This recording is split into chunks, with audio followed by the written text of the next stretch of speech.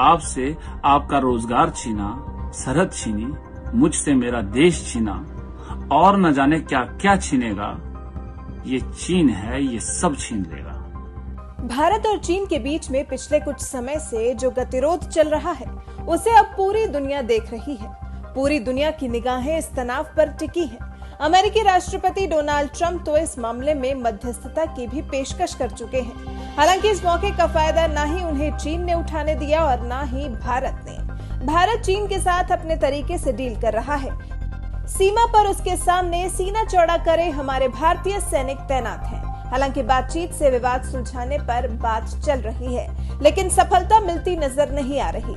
इसके अलावा भारत की जनता भी चीन से लड़ाई कर रही है।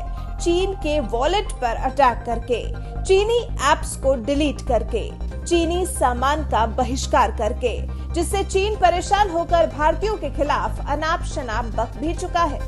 भारतीयों ने बड़े स्तर पर चीन का बहिष्कार करना शुरू कर दिया है, वो भी सोनम वांगचुक के आह्वान पर। उनके वीडियो ने भारतीयों के अंदर चीन को व्यक्तिगत तौर पर चोट देने की सीख दी और वो भारतीयों को समझ भी आई।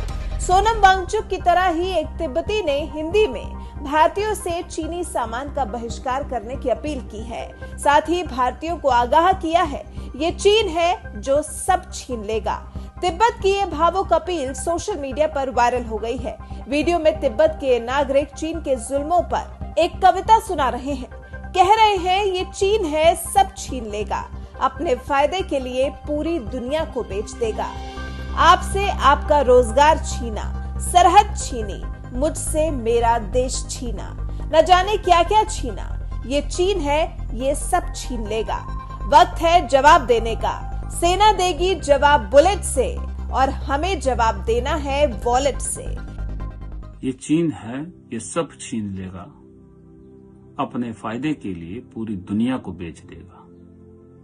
इस डाल पे कभी पत्ते भी थे, अब सिर्फ सूखी डाली है।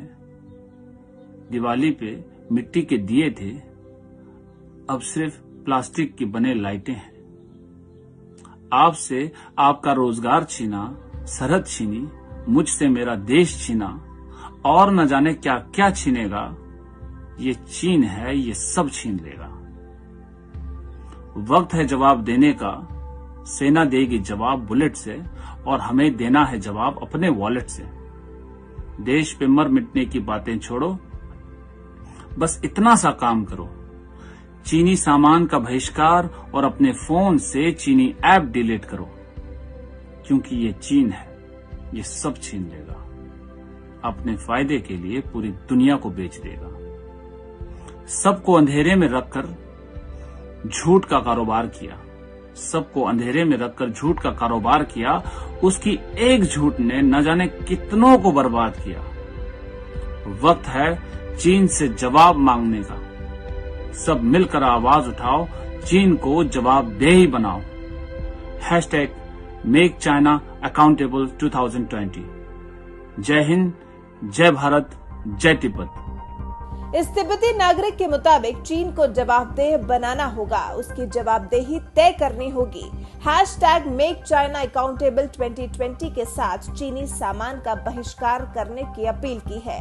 आपको बता दें कि चीन ने साल 1906-1907 में धोखे से तिब्बत पर कब्जा कर लिया था। याटुंग ग्याटसे समेत गरटोक में अपनी चौकियां स्थापित कर ली थी। तिब्बत ने विद्रोह किया था, अभी भी कर रहा है, अपनी आजादी के लिए लड़ाई लड़ रहा है, लेकिन अभी तक तिब्बत को कोई सफलता हासिल नहीं हो पाई है। चीन का मानना है कि जो भारत का राज्य अरुणाचल प्रदेश है, वो तिब्बत का हिस्सा है और तिब्बत पर उसने कब्जा कर ही लिया है, इसलिए वो अक्सर अरुणाचल प्रदेश पर अपना दावा पेश करता है। तिब्बत की आजादी की बात करने वाले दलाई लामा को तो चीन अलगाववादी घोषित कर चुका है।